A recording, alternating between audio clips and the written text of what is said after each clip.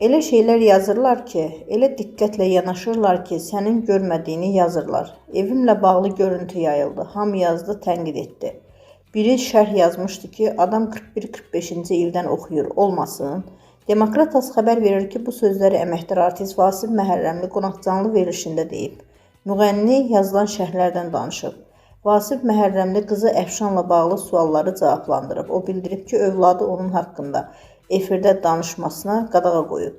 Özümü dünyanın ən xoşbəxt adamı hiss edirəm. Çünki sağlam övladım var. Əgər övladın səhər oyanır, əl üzünü özü yuyur, özü məktəbə gedirsə, buna şükür etmək lazımdır. Allah heç bir valideyni övladla imtihana çəkməsin.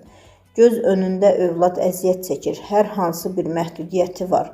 Ata-ana onunla bərabər əriyir. Amma övlad sağlam olanda özünü varlı adam hiss etməlisən.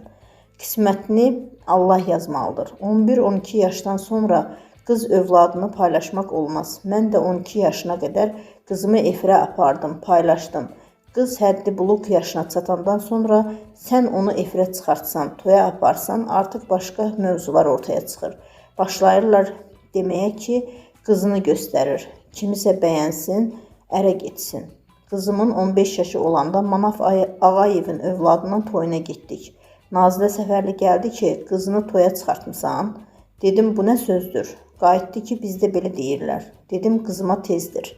Qızımın 23 yaşı olacaq. Elçilər gəlmir. Mən heç bir kriteriyam yoxdur. Qızım sevməlidir. Əslində xoşlamır bu haqda danışmağa. Qızım irad tutacaq ki, danışma. Hər dəfə demişəm. Qızı öz başına qoyanda ya halvaçıya, ya zurnaçıya gedər. Əsas dua edirəm ki, balalarımın qabağına yaxşı adam çıxart.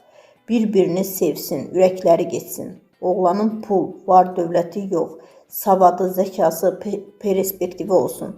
Atasının pulu var, oğlan evdə oturub iş görmürsə, ona qız vermək lazım deyil. Sabah ata öləndə nə edəcək?